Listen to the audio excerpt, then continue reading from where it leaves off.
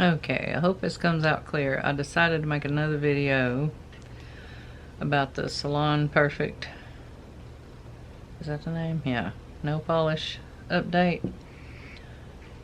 I'm right-handed. This is my right hand. This is 12 days. This is the better hand, though. I mean, look at that. That's not bad. And then, okay. There's that one.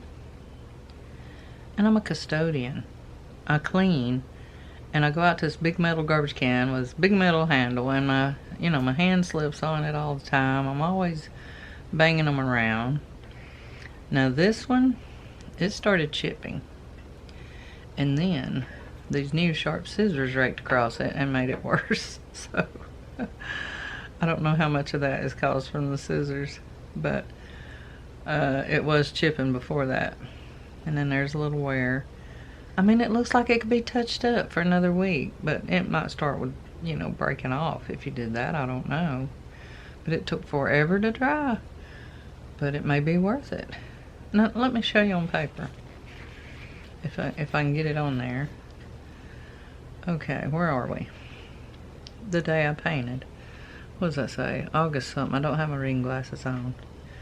It was the Sunday a week before Labor Day.